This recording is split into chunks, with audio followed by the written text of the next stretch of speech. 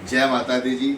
मैं आपका अपना महंत सुनील निर्मल और आप सभी का एक बार फिर से बहुत बहुत धन्यवाद, क्योंकि जैसे जैसे मेरी बातें आप तक पहुंच रही है, आप मेरी बातों का बहुत मान रख रहे हैं और आप अपने हृदय से उन बातों पर विचार करने के बाद जो जिज्ञासा मुझे व्हाट्सएप पे भेज रहे हैं कि इसके बारे में बताओ, इसके बारे में बताओ, और उन सारी बातों को लेकर के मेरे अंदर खुद बहुत उत्साह पैदा हो रहा है कि मैं अधिक से अधिक वो जानकारी जो मैंने भगवती माता जी की कृपा से अपने अध्ययन के द्वारा संतों महंतों के आशीर्वाद के साथ जिसे मैंने प्राप्त किया है, और उसको आपके बीच में इसलिए रख रहा हूँ कि हम यही चाहते हैं, मेरे मन का भाव यही है कि जो भी शब्द मैं कहूँ आप सुनकर उस पर विश्वास ना करें, आप अपने मन से उस बात पर विचार करें। जब आपके मन हमारी बात को उतर जाए तो फिर उसको सत्यापित मान करके सदा उस बात को, मेरे द्वारा कही उस बात को औरों तक पहुंचाने का थोड़ा सा कष्ट करें। इसके लिए आपको मेरे चैनल को ज़्यादा से ज़्यादा शेयर करना पड़ेगा,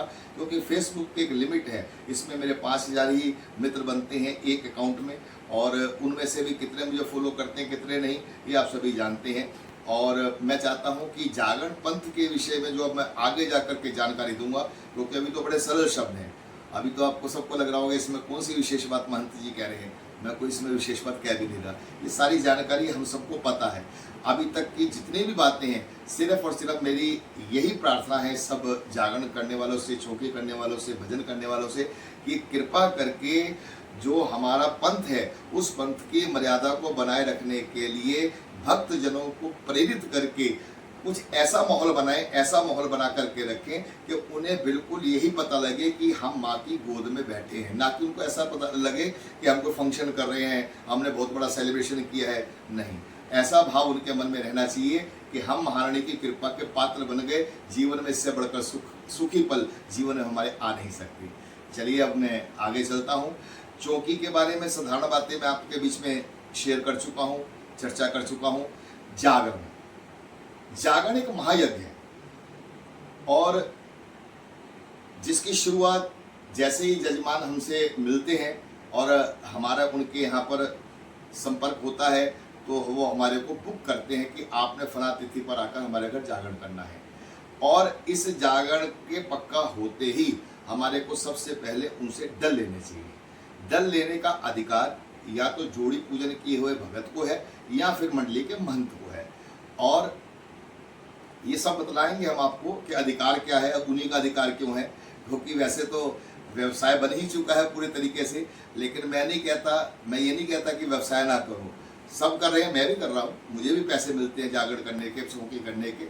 मैं उस बात से किसी प्रकार से ये नहीं कह रहा कि व्यवसाय मत करो, लेकिन हाँ, अगर ऐसा हो जाए कि आम के आम गुठलियों के दाम, पुण्य और फलियाँ दोनों प्राप्त हो जाए, तो इसे कहते हैं गुरु कृपा। बस मेरा विशेष ध्यान आप सबका इसी ओर केंद्रित करने का है।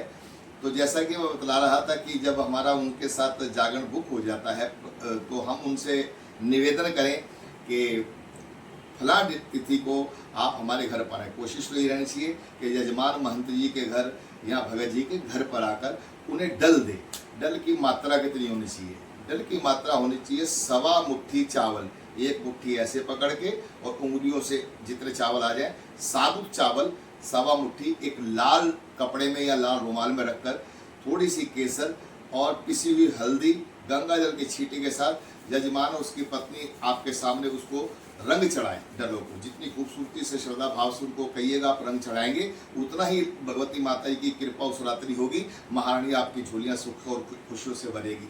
वो उसको डलों को रंग दे। जब पूरा रंग जाए तो उसके बाद एक अरदास विनती रूप में, धन के रूप में, जो उनकी इच्छा हो उसमें रख दें।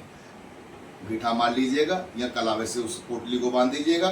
साथ में महंत जी को या जो डल स्वीकार करने वाले भगत हैं उनको मिष्ठान भी दें। वो आप उन डलों को स्वीकार करते हुए भगवती माता रानी से एक विनती करेंगे। अरदास नहीं होती है, डलों की अरदास नहीं है, ये विनती है। अमुक तिथि, अमुक वार, अमुक स्थान आपकी ज्योति का प्रकाश है। भगवती माँ आपकी आज्ञा से हो, हमारे जीवन के अपराध पाप दोष गुनाह क्षमा करते हुए आप अपनी आज्ञा प्रदान करते हुए भगवती माता जी हमें आदेश करें कि हम उचित समय पर आपकी सेवा में हाजिर रहकर आपकी इच्छा अनुसार महारानी आपका भजन कर सके, आपका भजन सुन सके, आपका ये कार्य निर्विघ्न संपन्न हो। हे जगदम्बा भगवती महारानी, हमारे इस संकल्प के साक्षी बनकर आप ज्योत में विराजमान होंगे। इस प्रकार की विनती करते हुए 2-4 मंत्र जैसे जो आपको पूर्ण तरीके से आते हों। ओम जयंती मंगला काली भद्रकाली कपालिनी दुर्गा क्षमा शिवा धात्री स्वाहा स्वधा नमस्तुते। जय तुम देवी चामुंडे, जय भूतात्याहारिणी, जय सर्वगते देवी कालरात्रि नमस्तुते। मंगल करो मंगल करो मंगल करो।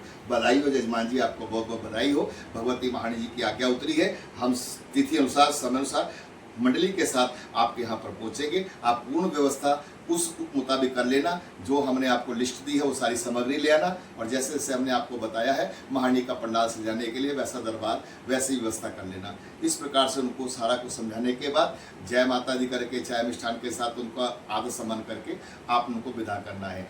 जय माता दी, जय माता दी।